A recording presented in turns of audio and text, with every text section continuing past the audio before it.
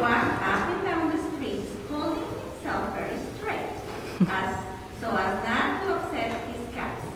As he went along, he called, "Cat, cat, cat for sale, 50 cents a cat. Cats, cats, cats for sale, 50 cents a cat." One morning, he couldn't sell any cats. He walked up the street and he walked down the street calling, "Cats, cats, cats for sale, 50 cents a cat. Cats, cats, cats for sale, 50 cents a cat." But nobody wanted any cats. That morning, nobody wanted even a red cat. He began to feel very hungry. But he had no money for lunch. "I think I'll go for a walk in the country," he said. "I think I'll go for a walk in the country." And he walked out of town slowly, so as not to upset his cats. He walked for a long time until he came to a great big tree. "That's a nice place for a rest."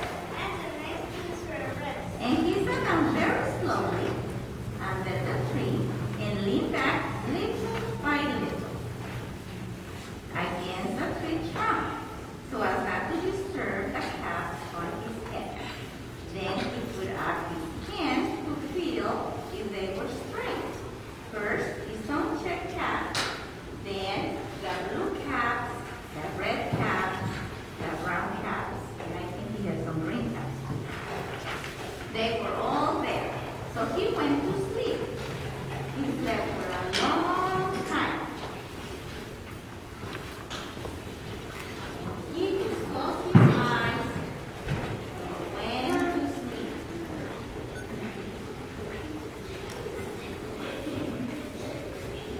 I wonder what he's dreaming about, this pet.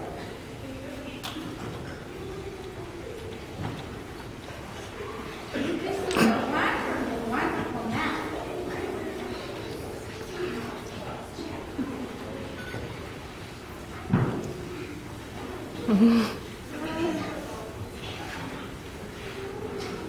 Everybody's a little cat. Each one. Okay.